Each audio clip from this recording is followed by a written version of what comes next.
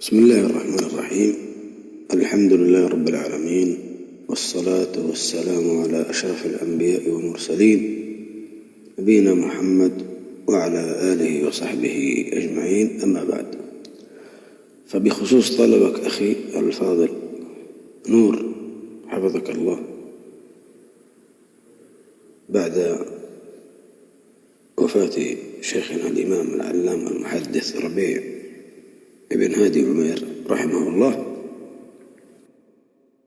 أقول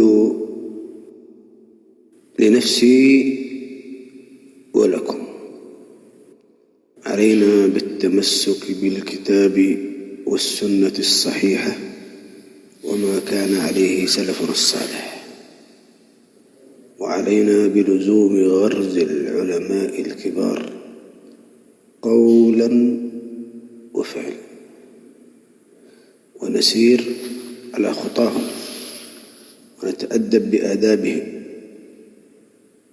ونتحلى بأخلاقهم ونسلك طريقهم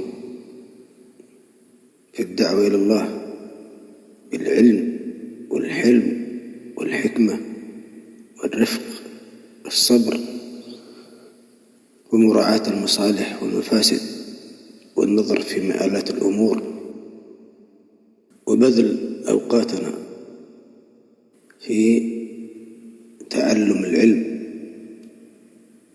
والعمل به، لا تعلم العلم للعلم، وإنما تعلم العلم للعمل به والدعوة إليه والصبر على الأذى فيه. أما أن ندعي حب مشايخ أهل السنة، حب ابن باز والألباني وابن عثيمين والجامي والنجمي وزيد وعبيد والشيخ ربيع وغيرهم من أئمة السنة، ثم لا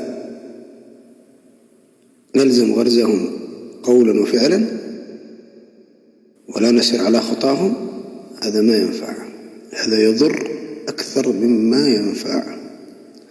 فالدعاوى لا تصلح، وإنما الأعمال هي التي تصلح وتصلح، تنفع الشخص وتنفع المدعوين إلى هذا الدين. ونحرص على نشر علوم شيوخنا